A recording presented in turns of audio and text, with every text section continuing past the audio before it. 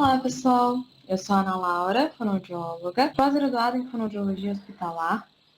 E o tema da nossa aula de hoje é a atuação em conjunto da fonoaudiologia e a odontologia. O que essas duas profissões têm a ver? Lembrando que nós temos as teleconsultorias, então caso você tenha alguma dúvida sobre essa aula ou sobre algum caso que você esteja atendendo, pode enviar a sua dúvida que a gente está à disposição para te ajudar. Para a gente compreender em que ponto a fonoaudiologia se une ao odonto, a gente precisa entender um pouco da história da fonoaudiologia.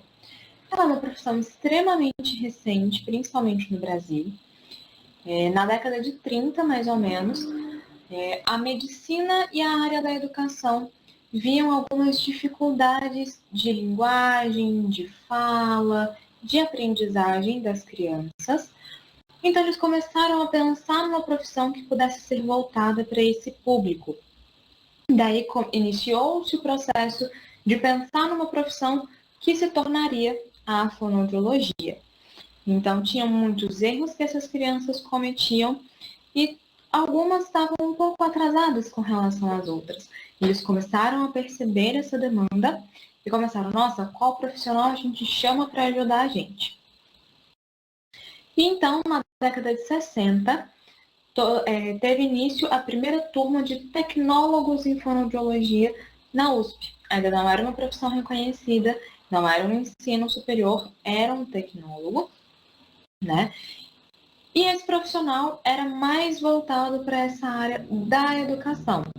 Juntava os conhecimentos da medicina, juntava os conhecimentos da área educacional e aí resultava nesse tecnólogo de fonoaudiologia. Ainda não tinha esse nome, fonoaudiologia, mas já era uma profissão que estava caminhando, já tinha surgido, estava começando a ter sua visibilidade. Até que em 1977 reconheceu-se a fonoaudiologia como bacharel. Então a gente já deixou de ser tecnólogo, passamos a ser bacharéis. Teve a primeira turma também na USP, né, de fonoaudiologia. E cada vez mais essa profissão foi sendo abrangente. Dia 9 de dezembro de 81, teve o reconhecimento da profissão. Então, demorou um pouquinho aí, a gente vê que tem uma janela muito grande, né, de 1930 a 1981. Mas em 81 nós somos reconhecidos como bacharéis, temos a legalização da profissão, temos conselho regional, temos conselho federal, regional e tudo mais. Então, a gente foi ganhando mais espaço nesse meio, principalmente educacional, mas aí vem uma questão. Muitas das dificuldades de linguagem da criança, de origem fonética e fonológica, vinha da questão muscular. A criança ela tinha uma dificuldade ali na hora de produzir um som, transferia essa dificuldade, ela escrevia do jeito que ela falava, e aí começou a estudar, iniciou os estudos nessa área, e a gente começou a perceber que muitas dessas alterações de fala vinham da questão muscular. Que músculo que a gente usa para produzir tais sons?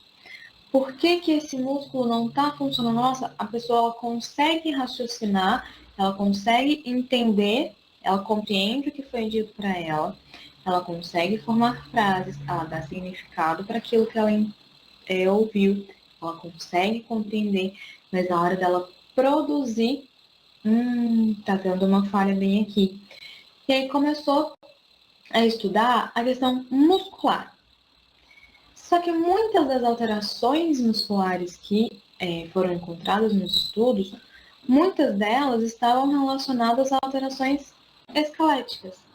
Então, o osso estava desajustado e esse desajuste levava a um desarranjo da função, né?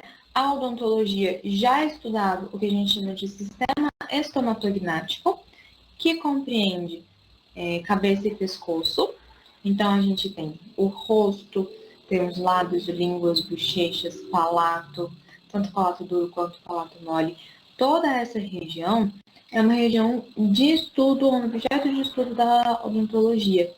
E aí, as funções desse sistema, quais são essas funções? Mastigação, deglutição, respiração, sucção e fala. Essas funções estavam alteradas, porque a estrutura óssea estava desajustada. Aí o osso depende do músculo, o músculo depende do osso. Como meu osso estava desajustado, meu músculo também estava desajustado, e aí essa pessoa tinha uma grande disfunção de um ou mais funções desse sistema estomatognático. E aí começou-se a puxar um pouco da odontologia. Então a gente tem uma origem na odontologia também. A gente começou com a medicina e com a educação, mas aí depois a gente foi pegando um pouco dos estudos da odontologia, porque como eles estavam um pouco mais focados nessa questão óssea, a questão da função daquele músculo, coube a nós, fonoaudiólogos. Hoje é uma atuação da fonoaudiologia, que a gente chama de motricidade orofacial. Então, de acordo com o Conselho Federal de Fono, a motricidade orofacial é a área da fonoaudiologia que estuda a musculatura dos lábios, língua, bochechas e face e as funções a elas relacionadas. Nós vemos as funções do sistema estomatognático, né? São essas funções de respiração, sucção, mastigação, deglutição e fala. Atua na prevenção, avaliação, diagnóstico e tratamento de pessoas com comprometimento dessas funções e também pode atuar no aprimoramento da estética facial. Nesta área, o fonoaudiólogo pode atuar em parceria com outros profissionais, como dentistas, médicos de diversas especialidades, fisioterapeutas, terapeutas ocupacionais, nutricionistas, enfermeiros e psicólogos. Percebem que é muito abrangente? É musculatura de cabeça e pescoço. Cada profissão vai ter a sua visão acerca daquilo ali.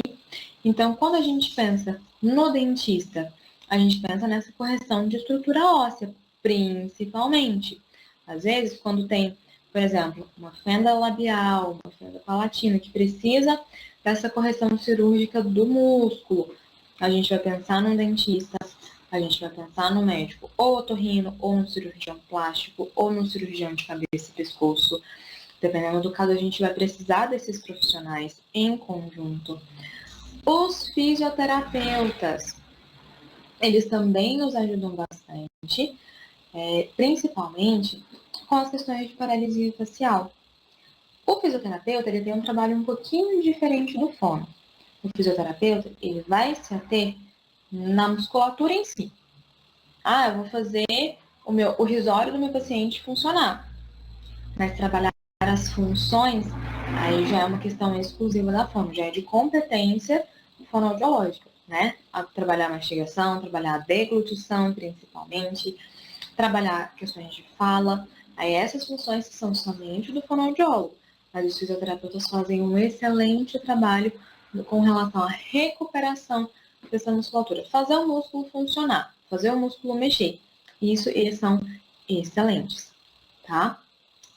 Terapeutas ocupacionais, a parte também de um pouquinho de motricidade, sensibilidade dessa musculatura, eles ajudam muito a gente também.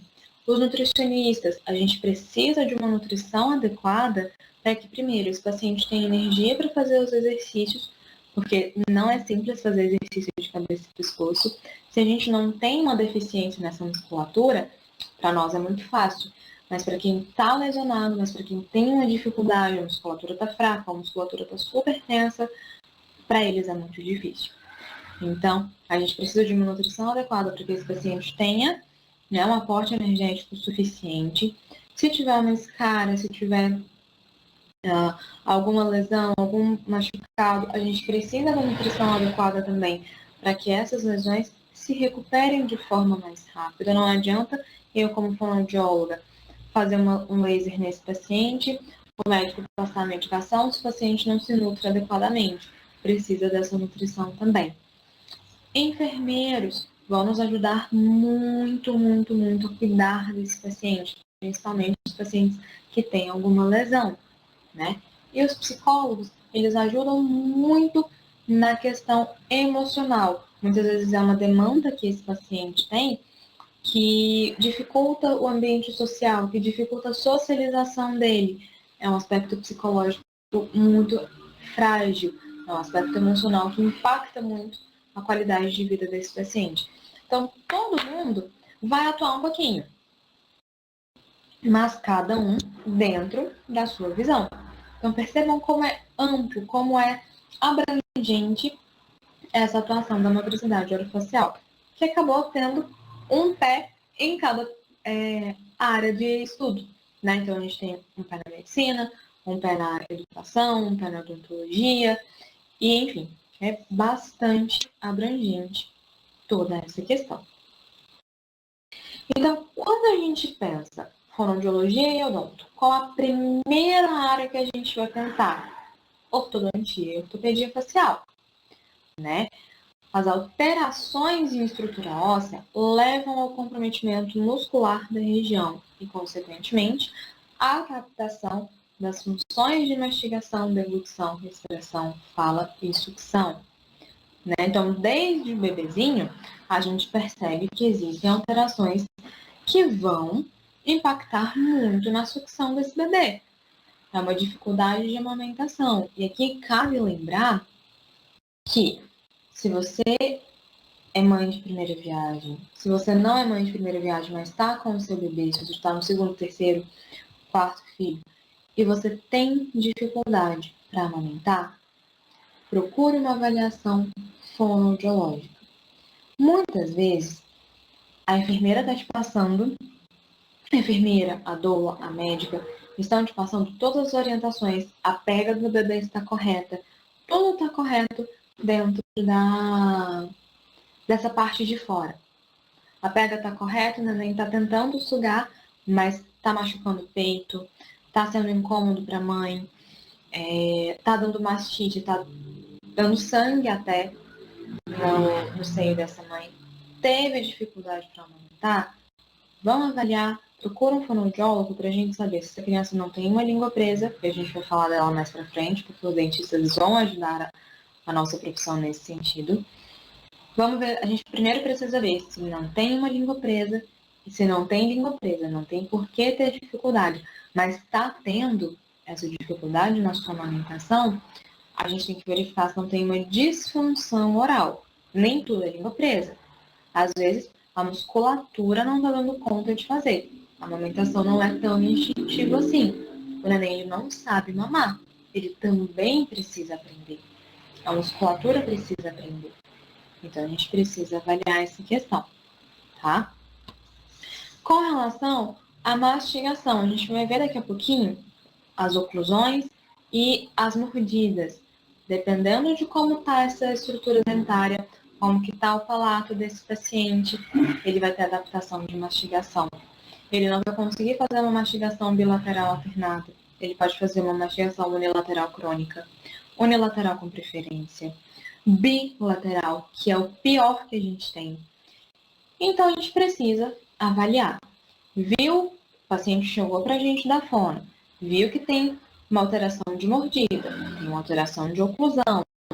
O palato desse paciente está mais estreito, precisa de um aparelho como o desse da foto ou alguma outra versão de aparelho. Existem vários aparelhos ortopédicos e aí cabe ao dentista avaliar qual a melhor opção para esse paciente. Avaliou que tem qualquer alteração de estrutura óssea, encaminha para o dentista. Ele é o grande principal responsável pelo ajuste ósseo desse paciente. Então, tem uma retração de mandíbula, tem uma prognação de mandíbula, o dentista tem que ajustar isso pra gente. Às vezes ele vai precisar de uma outra opinião, de um outro profissional para ver outras estruturas.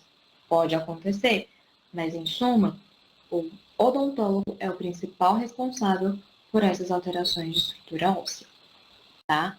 Nossa, Ana, mas até o jeito de eu engolir vai estar diferente.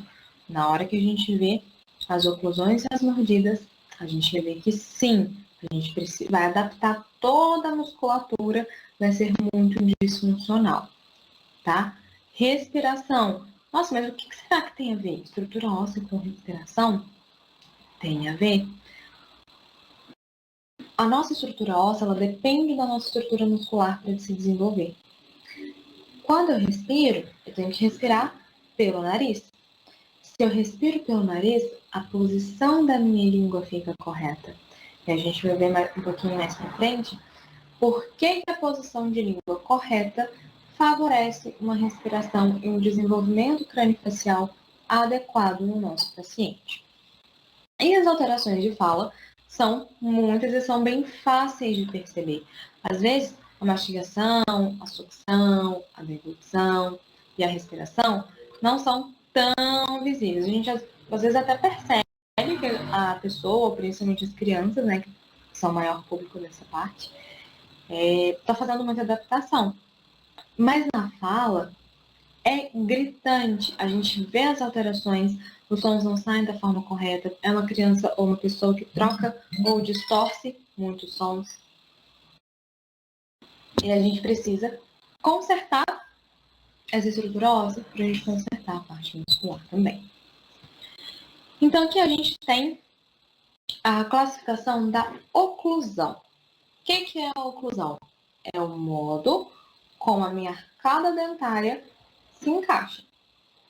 Então, eu estou ocluindo, está fechado. Eu preciso ter uma classificação. Os dentistas, eles são responsáveis, tá?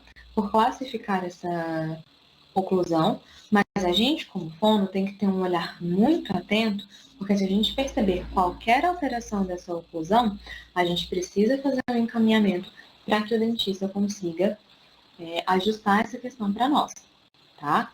Então, a gente vê principalmente pelo ajuste oclusal, né? Pelo ajuste do fechamento dos caninos e dos primeiros molares, tá? A gente tem que ver como que esses dentes estão encaixando. O superior está por cima do inferior, já é um ponto positivo.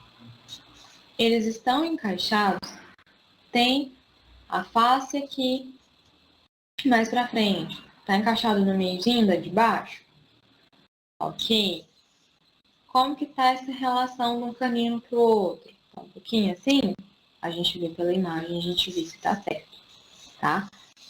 Agora, se a gente tiver uma classe 2 de oclusão, percebem como essa arcada dentária superior está muito para frente? Olha o quanto esse primeiro está certinho. Esse segundo, ele já está para frente. Aí a gente lembra, por exemplo, do Ronaldinho Gaúcho. O Ronaldinho Gaúcho é um classe 2. Por quê? Os incisivos centrais e laterais dele estão para frente. Tá? A gente tem uma subdivisão dessa classe 2, mas não é tão necessário a gente saber. A gente precisa saber que tem classe 2, pode ter um overjet ou overbite, que esses dentes eles estarão muito para frente ou um pouco mais para trás, mas é uma classificação mais da odonto mesmo.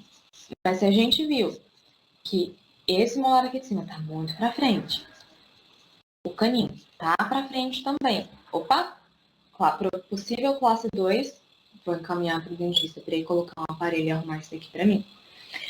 Qual a principal questão de um paciente ser classe 2? Posição de língua. A posição de língua, a nossa língua, ela tende a ocupar todo o espaço que ela encontra dentro da nossa boca. Se esse espaço está alterado, a minha língua vai ocupar um espaço errado também. Então, se eu estou aqui com a minha classe 1, não tive nenhum problema, os meus dentes se desenvolveram normal e não precisei usar aparelho, a minha língua vai estar na posição correta.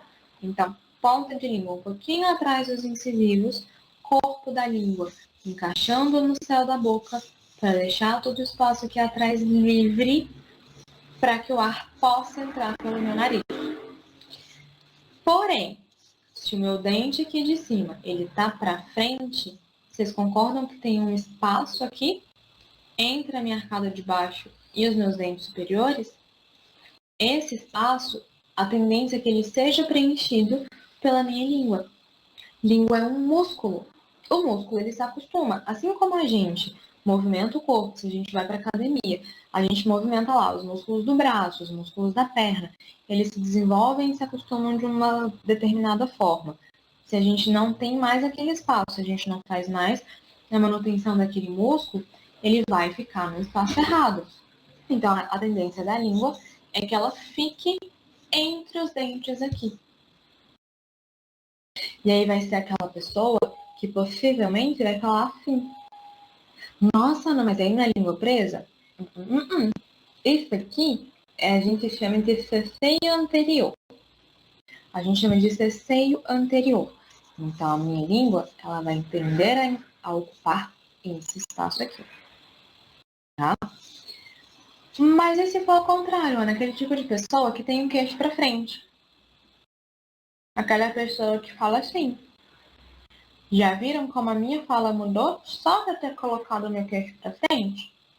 A minha voz, o som da minha voz muda. A minha articulação muda também. Porque eu tenho um jeito correto de fazer os sons da fala. Tanto da língua portuguesa ou de qualquer outra língua. Eu tenho um jeito certo de fazer o som. Se a minha estrutura óssea não está adequada, o meu músculo não faz o movimento adequado que ele precisa. Então, vai alterar bastante a minha fala. Então, aqui, ó, no classe 2, a arcada de cima está mais para frente. No classe 3, aí é o contrário. A arcada de baixo está mais para frente. Em geral, esse paciente, ele vai ter uma oclusão que vai ser o contrário. Ao invés do dente de cima cobrir o de baixo que cobre o de cima. E às vezes não fica nem tão certinho, tá? Porque percebam aqui, como tá certinha essa oclusão. Encaixa muito bem. Nem sempre vai encaixar muito bem. Pode ser, quando a gente coloca o queixo para frente, ó, vai ficar esse espaço. E a minha língua vai tender a ocupar esse espaço também. Então, a pronúncia dos meus sons da fala será adaptada. A minha mastigação vai ser adaptada. A minha deglutição também vai ser adaptada. Principalmente pelo déficit de ponta de língua que esse paciente vai apresentar. É uma ponta de língua que vai ser mais flácida, mais hipotônica. O corpo da língua desse paciente, a tendência dele é que seja também hipotônico. Tá? E aí, qual a diferença de oclusão e mordida? Mordida é o jeito que eu mordo. Oclusão é o encaixe dos dentes. A mordida é quando eu vou, de fato, morder. Então, o que a gente tem aqui de alteração das mordidas, tá? Aqui, a gente tem uma mordida em topo, aqui atrás, então o topo de um dente encosta no topo do outro, tá? Ele não consegue fazer o encaixe, tá no topo. É aquela pessoa que vai morder, você pede para a pessoa morder, a pessoa morde assim. Ela não encaixa, ela morde assim. Um dente no topo do outro. A gente vê aqui também alguns diastemas. O que é isso? Diastema é quando eu tenho esse espaço, além do necessário, entre um dente e outro. Então, quando a gente tem uma oclusão ideal, o dente está juntinho um do outro, um ao lado do outro, com espaço suficiente, não tem espaço além do que deveria. Então, aqui a gente tem uma mordida de topo aqui atrás, nós temos um diastema aqui na frente também. O que esse dentista vai ter que fazer? Vai ter que colocar o aparelho aqui para juntar esses dentes. Ana, que tipo de alteração que a gente pode ter num paciente que tem diastema? A mastigação dele pode ser um pouco alterada. Por quê? Como os dentes não estão juntos, ele não consegue concentrar muito a alimentação na linha oclusal dos dentes.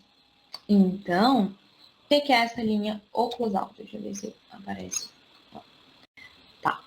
Linha oclusal é onde eu mastigo o alimento. Eu tenho o dente, é a partezinha de cima dele aqui. Eu mastigo com essa parte de cima. Eu trituro o alimento com os meus molares lá atrás, perdão. Eu trituro os alimentos com os molares, eu mastigo dessa forma. eu não vou conseguir concentrar muito essa mastigação na linha oclusal. Então, a tendência é que eu encontre restos alimentares na boca desse paciente, principalmente aqui guardado na gengiva, principalmente aqui atrás.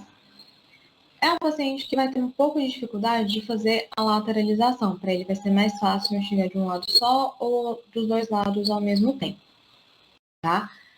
E é uma musculatura que tende a ser um pouquinho mais fraca, não tem tanta alteração assim de tonicidade do músculo, mas pode acontecer. A partir do momento que eu junto essa musculatura, eu já tenho uma guia melhor para minha posição de língua. A língua ela pode ficar um pouquinho perdida ali, mas dá certo, tá? Passando para esse daqui, com certeza todo mundo já viu uma criança que tem essa mordida aberta anterior, que a gente chama.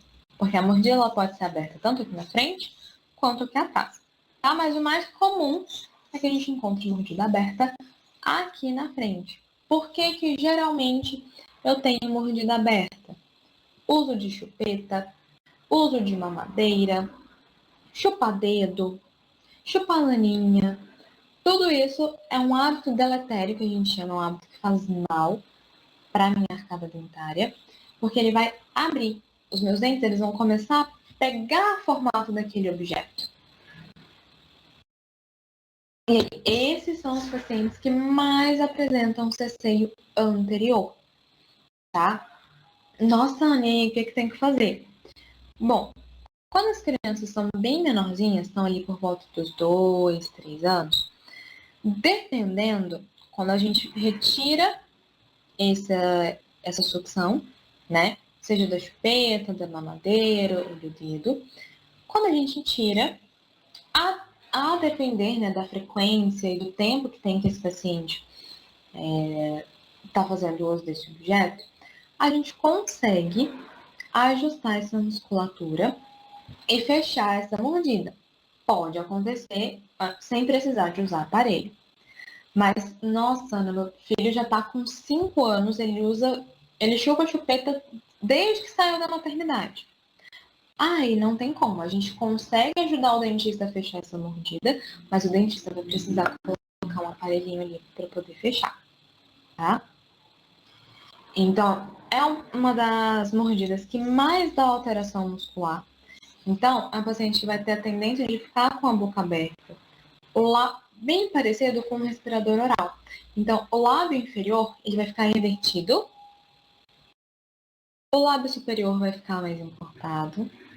Na hora que eu precisar fazer sons bilabiais, P, B, M, são sons que não vão sair com tanta precisão, então o paciente vai ter uma dificuldade com esses sons.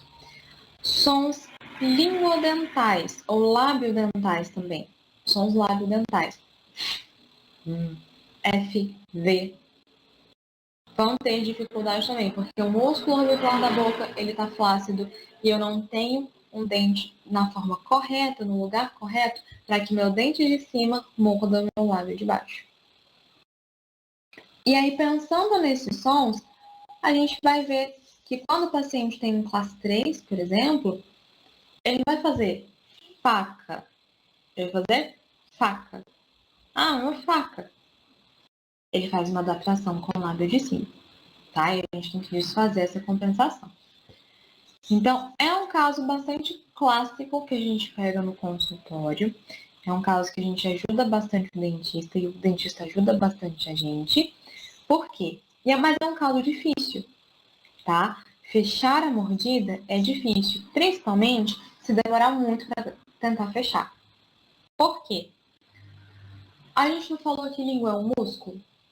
Quanto mais tempo eu tô com o músculo numa posição, mais difícil é eu voltar ele para o lugar.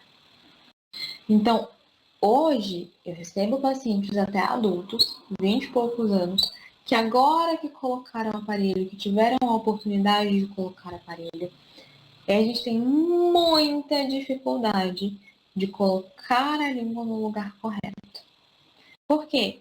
São mais de 20 anos dessa língua no lugar errado, dessa língua entre os dentes. Então, o dentista vai lá, consegue fechar a mordida. Mas aí a língua não está no lugar certo. A língua vai empurrar o dente. A língua é um músculo extremamente forte, é um conjunto de músculos, né, que é extremamente forte. Essa língua vai ficar lá empurrando. Empurrando, empurrando, empurrando o dente. Então, são casos que dão muita recidiva. Nossa, eu fiquei mais de ano, 2, 3 anos, usando o aparelho. Na hora que eu tirei, o dente voltou todo de novo. Por quê? O fonoaudiólogo tem que fazer o trabalho de voltar essa língua para o lugar. Em geral, os dentistas, eles colocam um aparelhinho que a gente chama de esporão. Geralmente eles colocam esse esporão nos dentes aqui de baixo, atrás dos dentes de baixo, para que essa língua não fique tão lá embaixo, né? Não empurre os dentes, que ela fique mais elevada. Em alguns casos é benéfico, consegue fazer o que precisa. Em outros casos, o esporão não resolve. Aí tem que fazer o trabalho da fono, tá? O ideal é que seja feito o trabalho da fono em conjunto com o dentista já desde o início. A gente começa a trabalhar a musculatura extrínseca, né? A musculatura de fora, trabalhar lábios, bochechas, mentos, são pacientes que têm a tendência, né, de colocar muita tensão no queixo. São pacientes que tendem a fazer uma tensão muito grande no pescoço, tendem a fazer essa tensão no pescoço, porque a musculatura aqui de cima está muito fraca, principalmente lábios, tá? Lábios e língua. E aí, à medida que o dentista vai, a gente arruma essa musculatura, aí começou a fechar mais essa mordida, aí a gente já põe a língua para dentro, de novo, tá? Aqui nós temos uma mordida cruzada posterior. Esses pacientes são grandes candidatos a terem uma alteração de mastigação. Por quê? Geralmente esses pacientes têm a tendência de ter uma mastigação unilateral crônica. Por quê? Mastigar desse lado ruim, às vezes é mais fácil para eles. Às vezes não. Depende, tá? Isso é bem dividido. Tem paciente que acha mais fácil mastigar do lado ruim, tem porque o espaço ali está um pouco menor, e tem paciente que não, prefere mastigar do lado bom. Então, a gente tem que avaliar esse paciente. A gente oferece um alimento para ele, para que a gente consiga avaliar essa mastigação. Então, a gente precisa ajudar o dentista, através da mastigação, de ajustar essa mastigação, ajustar a musculatura, fazer a lateralização da língua correta, para que, quando ele conseguir descruzar isso aqui, o dente permaneça no lugar que o dentista colocou, tá? Aqui embaixo a gente tem uma classe 3, uma mordida inversa, né? Aí é aquela questão que a gente estava falando com relação às alterações dos fonemas, né? Então, são pacientes que vão se adaptar muito na hora de falar. Olha toda a atenção que eu já coloquei no meu lábio aqui de cima para que eu consiga fazer os sons. Olha o meu queixo. Só porque eu coloquei meu queixo para frente, olha a tensão que eu estou fazendo nessa musculatura. Olha como a postura do meu lábio mudou. Olha como está a minha bochecha. São pacientes que têm uma compensação muscular gigantesca. Eles fazem tudo o contrário. Então, a posição de língua deles, que deveria estar aqui em cima, muito provavelmente está aqui embaixo. O que não é muito legal, vai ficar empurrando esse dente para baixo. Na hora que o dentista conseguir colocar esse dente aqui para trás, aí a língua vai ficar empurrando. A gente tem que voltar a língua também, tá? Mastigação. São pacientes que dificilmente conseguem fazer uma boa incisão, morder o alimento, principalmente pela frente. São pacientes que a tendência vai ser morder atrás, porque não tem uma estabilidade de movimento na hora de fazer essa mastigação, na hora de morder, de fazer a incisão desse alimento, né? Então, a gente precisa fazer essa... O dentista faz essa descompensação, volta esse dente para o lugar. É aí que eu vou conseguir fazer a mastigação adequada. O que a gente tem aqui? Nós temos, aparentemente, uma mordida em tubo, temos uma mordida em topo, né? Ó, o dente ele não tá exatamente em cima do outro. Ele não tá nem por cima nem por trás, né? Nem na frente nem atrás. Ele tá exatamente um topo, um topinho no outro. E são dentes muito apinhados, tá? A probabilidade desse paciente, assim como esse daqui, ter um céu da boca mais estreito é uma possibilidade grande, tá? É uma possibilidade grande desses pacientes terem um céu da boca mais estreito. Então, o que o dentista tem que fazer? Alargar esse céu da boca para ver se vai ter espaço suficiente para todo mundo, para que esses dentes consigam se encaixar. O que mantém o palato duro, o céu da boca? O que mantém o céu da boca com um espaço adequado? A língua. Daí a gente percebe a importância dessa posição de língua, né? Deixa eu ver se já é na próxima. Não, ainda não é na próxima imagem. Quando a gente tem uma língua na posição correta, ela se encaixa certinho no céu da boca.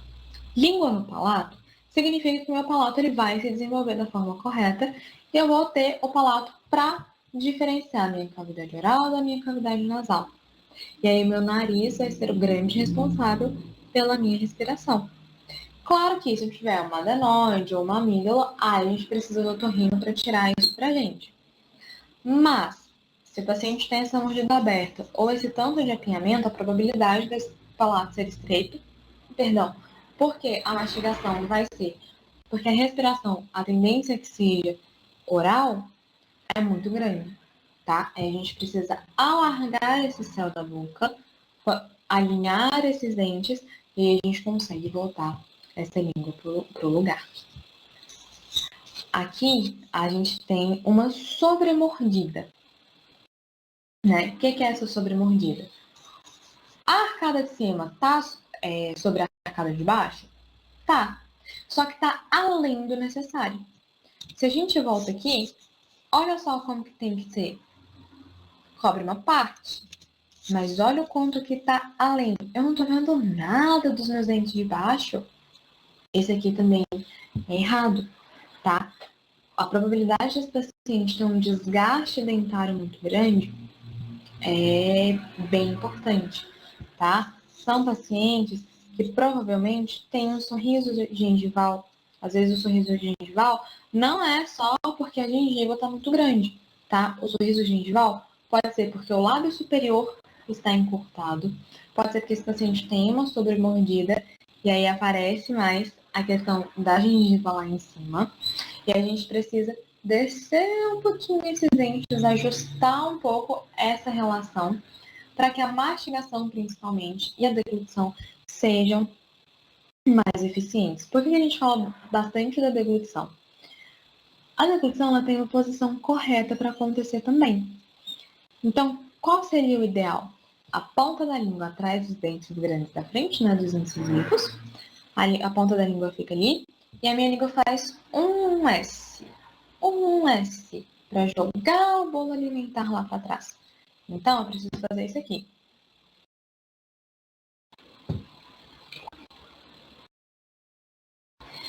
Viram que eu fiz um barulhinho? O barulhinho foi intencional, geralmente a gente não faz, não. Fez o barulhinho, minha garganta subiu. A minha língua ficou atrás dos meus dentes. Vocês não viram a minha língua tentando escapar pelos meus dentes?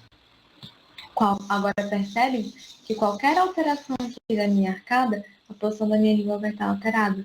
Então, a adaptação que eu vou fazer para minha declutação é muito grande. Se a minha língua estiver flácida, se ela estiver fraquinha e hipotônica, eu vou fazer uma compensação com a cabeça. Então, eu vou acabar fazendo isso aqui.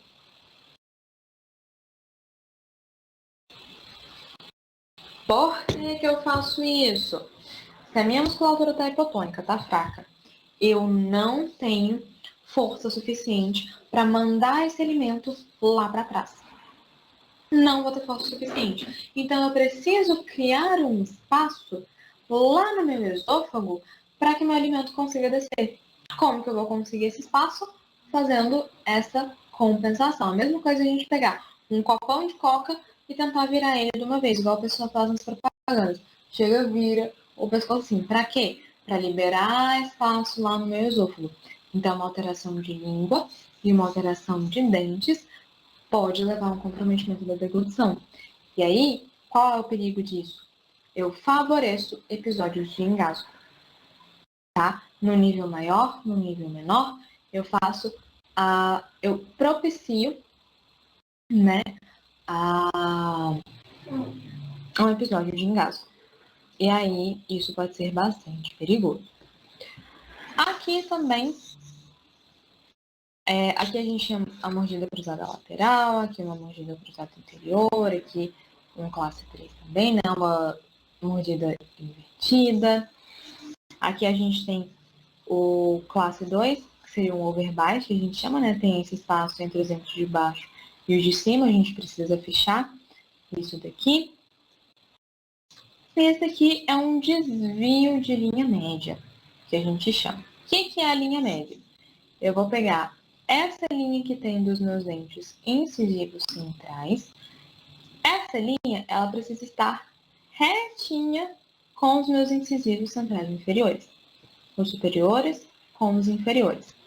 Do meu dente, não é 100%, tá, galera? Não é 100% porque eu já fui uma respiradora oral.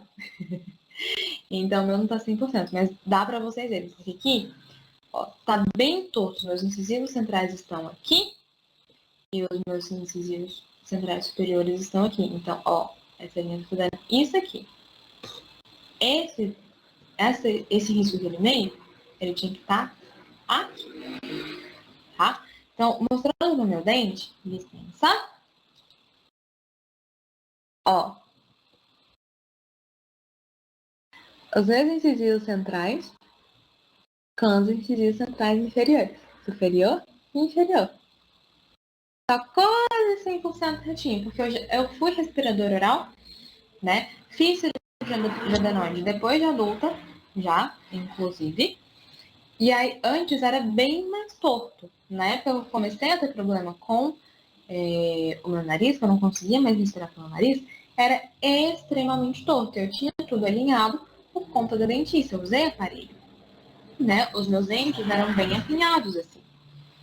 Não tão apinhados aqui embaixo, mas as caninas eram altas.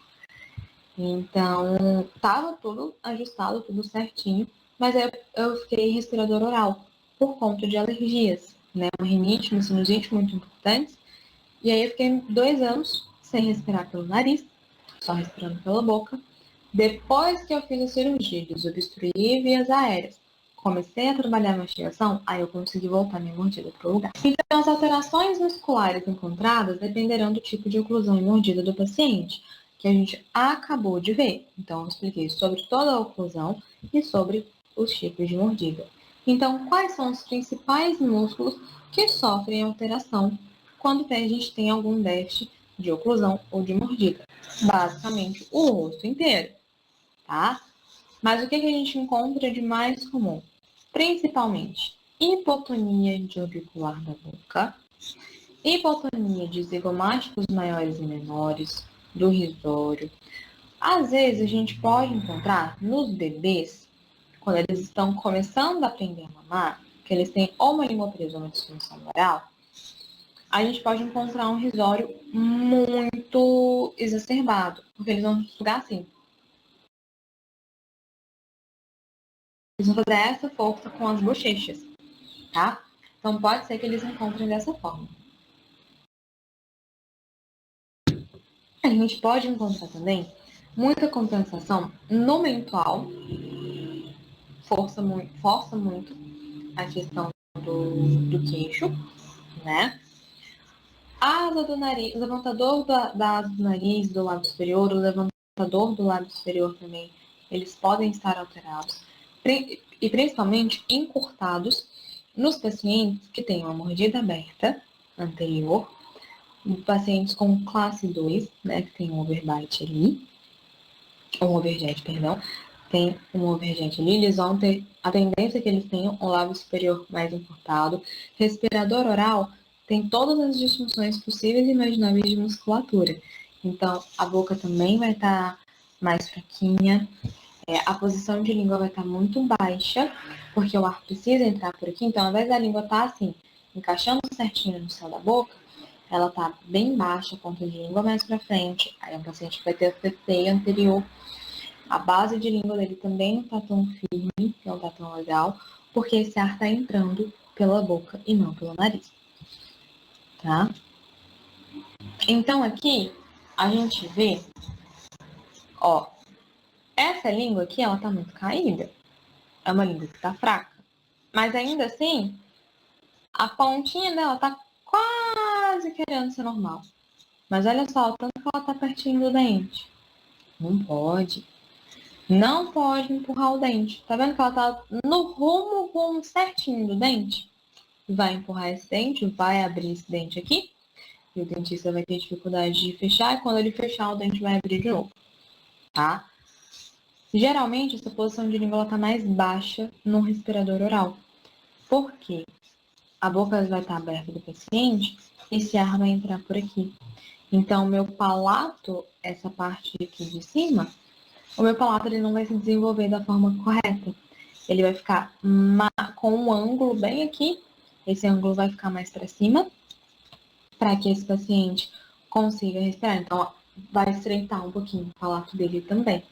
Tá? Então, além da estrutura muscular, né? O lábio fraco, a língua em posição errada, o palato duro desse paciente, vai estar alterado também. A estrutura óssea também se modifica no respirador oral. Então, qual que seria o correto? Olha como essa língua ela preenche bonitinho o meu céu da boca. Preenche muito correto. Então, essa é a tendência.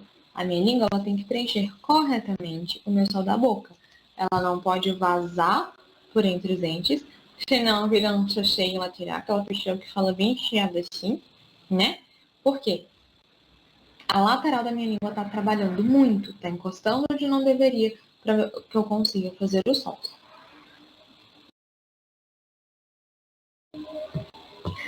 Alterações dos fonemas. Aqui eu coloquei um quadrinho, que é um quadro bem comum para os fonoaudiólogos. Eles conhecem bastante, quem trabalha com linguagem, que é a idade de aquisição dos fonemas. Mas a gente não vai se ater à aquisição dos fonemas nessa idade. Eu coloquei aqui para a gente saber quais são todos os sons que nós temos na língua portuguesa. Cada língua tem o seu, tá? Então, esse é o da língua portuguesa. E o que a gente vai encontrar, de alteração na hora da fala. Então, se eu tenho um músculo da boca, orbicular da boca, fraco, o que eu vou encontrar? Dificuldade para fazer os fonemas bilabiais. P, o P, B, M, são sons que eu vou ter dificuldade. O F e o V também. Qualquer som que envolva lábios, eu vou ter um pouco de dificuldade. Paciente que tem classe 3, o queixo para frente, ele vai fazer tudo adaptado. Então, ele vai fazer o P, o B, mas olha como é que eu estou usando o meu lábio de baixo. O de baixo está encostando em cima, ó. P, B, T, T. Olha só para fazer o TD. Para eu fazer T, D, N, L, LH, o R vibrante, eu preciso da ponta da minha língua atrás dos meus dentes grandes da frente, dos incisivos centrais. Então, eu preciso T, D, L, N, R. Eu preciso dessa língua atrás desses dentes. Para que eu tenha isso, a minha oclusão tem que estar certa. Mas se eu tenho um paciente assim, eu vou fazer T, D, N, L, R. Olha como eu adapto. Eu consigo fazer? Consigo. Mas está adaptado. A longo prazo, eu vou começar a fadigar essa musculatura. Porque é uma musculatura que a gente já recruta o dia inteiro. A gente respira o dia inteiro, a gente fala o dia inteiro, a gente come o dia inteiro. Então, é uma musculatura muito recrutada. Na hora que eu precisar mastigar com um alimento mais duro, esse alimento não vai estar ali. Tá? Eu vou cansar muito na hora de comer. Quais são os pacientes que vão ter uma alteração do K e do G? sons mais aqui para trás. Pacientes com dorso de língua muito baixo, geralmente respiradores orais, principalmente crianças nessa faixa etária aqui dos 2 anos e meio, que são respiradores orais, eles não vão conseguir muito fazer esses sons, tá? S, Z, Sh, J são possíveis candidatos à alteração quando a minha ponta de língua não está correta, tá? Porque eu preciso também da ponta da língua para fazer esses sons. Não é só o TDLN. Se eu faço S, Z, aí são sons que eu preciso colocar a pontinha da língua aqui embaixo, não em cima. Então pode ter uma alteração, tá? E pode ter uma distorção, que ao invés de eu falar sapato, eu falo chapato. Eu acabo trocando esse S pelo som do X ou do CH. Pode acontecer, principalmente se eu tiver uma língua mais larga com um palato mais estreito. Aí eu vou ter um ceceio lateral, tá? L, LH são sons que eu dependo da pontinha da língua lá para cima. Posso ter alterações dele também.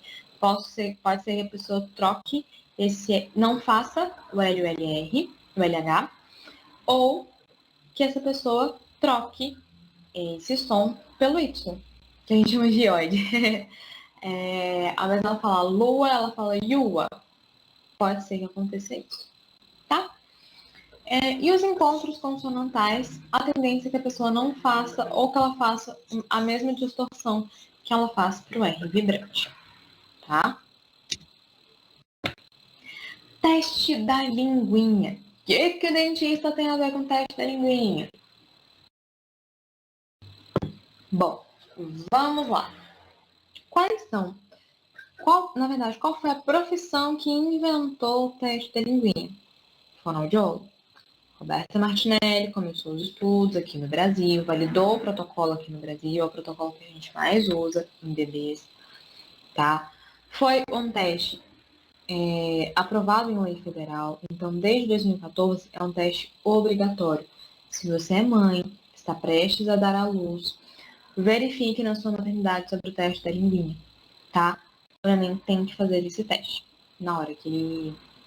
depois que ele nasce, tá bom? E quais são, apesar de sermos nós fonoaudiólogos que priorizamos os estudos e que validamos esse teste no Brasil, iniciamos esses estudos aqui, dentistas e médicos otorrinos, eles são autorizados a aplicarem o teste, tá? Mas tem um porém. Médicos e dentistas, eles vão fazer uma análise anatômica dessa linguinha. A avaliação funcional, mesmo que seja um consultor de amamentação, disfunção oral, é somente o fonoaudiólogo que avalia. Então, se esse neném está fazendo o movimento, está usando a musculatura correta, se ele está fazendo compensação com as bochechas ou com o queixo, se a língua está fazendo o canolamento correto, se está adequado a coordenação entre respiração, sucção, deglutição, isso é só o fono que avalia. A função é só o fonoaudiólogo que avalia. Mas os dentistas e médicos são autorizados a verem a anatomia dessa língua. Ver como que está o freio, onde está a origem, onde está a inserção. Isso eles são autorizados a fazer, tá? A avaliação de função é somente o fonoaudiólogo. Nós temos aqui no Brasil 2 principais testes. Por que eu falo aqui no Brasil? Não é tão comum que a gente utilize aqui. São raríssimos, raríssimos, raríssimos lugares que utilizam, tá? Na maioria na Inglaterra, somente, eles usam que é o protocolo de Bristol, tá? Então, assim, a gente conta nos dedos, se brincar de uma mão, os fonoaudiólogos que usam o protocolo de Bristol para avaliar, tá? Aqui, em geral, a gente utiliza o teste da linguinha da Roberta Martinelli, que é o mais comum, em bebês de até 1 ano de idade. É importante ter essa questão da idade. Até 1 ano, a gente utiliza esse protocolo. Eu fiz um recorte, tá? Peguei uma parte do protocolo, porque esse aqui é a avaliação anatômica, tá? Avaliação anatômica, lembrando, dentistas e médicos são autorizados a fazer, ok? Então, como que acontece esse teste? A mãe leva o bebê para fazer.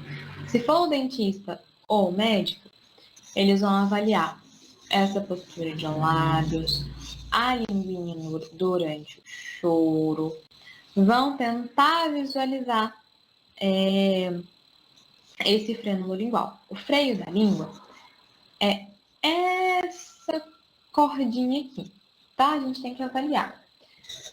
Por que a gente fala que o melhor profissional para avaliar é o fonoaudiólogo? Se o dentista e o médico avaliou e viu a necessidade de tirar, tudo bem, não tem problema. Mas tem que passar pelo fono depois, eu vou explicar o porquê.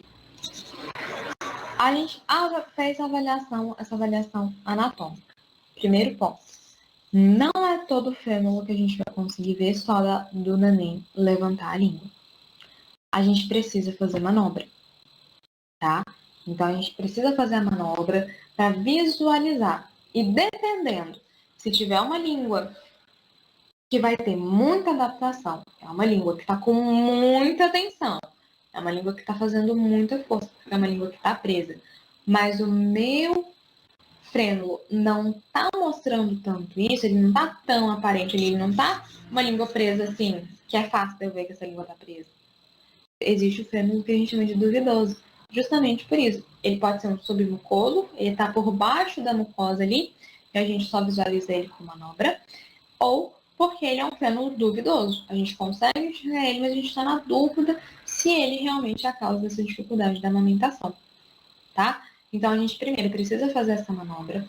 Dependendo, se tiver muita tensão, nem com a manobra que eu conseguir ver. Eu preciso desfazer as compensações, eu preciso relaxar a musculatura desse bebê para que eu consiga visualizar esse frênulo lingual. E aí, quem que vai saber fazer isso? Quem que vai saber avaliar essa função? O fonoaudiólogo, tá? Então, médicos e dentistas, se vocês encontraram uma língua que aparentemente está presa, ficou na dúvida, manda para o fonoaudiólogo. A gente tira essa dúvida de vocês na função, tá bom? Então, a gente vai avaliar isso daqui. Quando é neném, a gente pede para a mãe vir na hora da mamada, porque a gente faz essa avaliação física, faz a anamnese investigando como que está essa mamada. Então, geralmente, são bebês que tendem a fazer um estalinho na hora de fazer a mamada. Eles vão geralmente fazer esse tipo de barulho. São bebês que o tempo inteiro querem estar no peito. Ele mama 30 minutos, sua mama não esvaziou inteira, ainda ficou um restinho de leite ali, não conseguiu esvaziar inteiro, o neném fica irritado, ele fica chorando o dia inteiro, nada acalma essa criança. O bebê não tá ganhando peso, o bebê fica suado, ele se cansa na hora de mamar, porque ele faz tanta força que ele não consegue. A mãe relata muito desconforto, relata muita dor. Porque assim, no primeiro dia, é uma sensação diferente você ter um bebê que vai sugar o seu seio. Isso é normal, mas não é normal permanecer, tá? Gerou desconforto, gerou dor, procura ajuda, porque não tá normal. A amamentação não pode ter dor, tá? Não pode ter dor e não pode ser desconfortável para a mãe. Teve desconforto, teve dor, procura ajuda. Tem mãe, dependendo de como essa língua é presa, elas relatam que parece que tem uma lixa na língua do bebê. Porque ele não consegue canular essa língua. Ele vai fazendo pequenas lambidas, ou então vai raspar a gengiva. Porque a língua não consegue movimentar. Eu preciso do meu queixo para estabilizar o meu movimento e a minha língua conseguir fazer a força. É a língua que tira o leite de dentro do peito da mãe. A língua, ela cria pressão negativa dentro da boca para que o leite consiga sair. Se a minha língua não movimenta, o leite não sai. Tá? Nossa, mas essa mãe está produzindo pouco leite. É de fato uma baixa produção ou é porque a linguinha desse neném não está conseguindo sugar o suficiente e se eu não esvazio a mama inteira, eu não vou fazer mais produção de leite? Tá? Eu preciso ter o esvaziamento completo dessa mama para que ela seja estimulada a produzir mais leite. Ok? Então, nem tudo é só pega. Nossa, mas a pega tá correta. Todo mundo já me ensinou tudo. eu já fiz tudo o que precisa, mas cada dia eu produzo menos leite, cada dia a minha amamentação está mais difícil, então a probabilidade desse bebê ter uma língua presa é grande ou de ter uma disfunção oral. A musculatura não está funcionando muito bem. E a gente precisa fazer as provas terapêuticas para descobrir, tá? Nossa, Ana, mas já passou de um ano. Já desmamei esse bebê. Língua presa, inclusive, gente, é das principais causas de desmame precoce, tá? Porque o neném não consegue mamar, o médico passa a fórmula e acaba desmamando mais cedo. Mas tá, já desmamei esse bebê, ele tá tomando leite na mamadeira. Lembrando que mamadeira nunca é o ideal. Sempre que possível, usem o copo. Nossa, Ana, mas é um nenenzinho. Se tiver oportunidade, te ordenha a sua mama, coloca a sondinha ali no peito para que o neném consiga fazer essa sucção, tá? Mas tudo bem, não conseguiu, já desmamou, mas mesmo assim eu tô achando que tem alguma coisa errada. Tem solução? Tem. A gente tem um protocolo para crianças maiores, tá? Para crianças maiores e adultos. Então a gente faz essa avaliação física do frênulo e a gente também avalia mastigação, deglutição e fala, tá bom? A gente avalia. E por que a gente precisa? Aqui eu peguei uma foto de uma cirurgia de liberação da língua no bisturi, tá? Pode ser feito com bisturi ou com laser. O laser fica uma cicatriz mais queimadinha, tá? A cicatrização fica mais queimada, é um pouquinho diferente, tá? Então, como que o dentista vai fazer? Ele dá uma anestesia tópica, ele faz a anestesia desse frênulo. Se for com bisturi, ele vai liberando, vai cortando essa língua. Se for com laser, passa o laser e libera esse frênulo. É muito importante que o fonoaudiólogo acompanhe esse procedimento. Por quê? Se for uma língua que está muito tensa, está fazendo muita tensão, muita compensação, a probabilidade de tirar fibra muscular ao invés de só o frênulo é grande, tá? Então, quanto mais relaxada essa musculatura estiver, melhor o dentista visualiza esse frênulo e consegue fazer uma cirurgia melhor. É só o dentista que faz a cirurgia? Não, os médicos também podem fazer, tá? Mas a principal questão não é só dar um pique. Se fez só um piquezinho, chegou lá, pegou com a tesoura, encostou e tirou, tá errado. Nossa, mas você é fonoaudiólogo, você não é você que faz a cirurgia. Não sou eu que faço a cirurgia, mas sou eu que vou ajustar o pós-operatório. Olha só como essa língua aqui tá grudada. Se eu só dou um pique aqui, essa membrana ela vai colar de novo. Não vai resolver.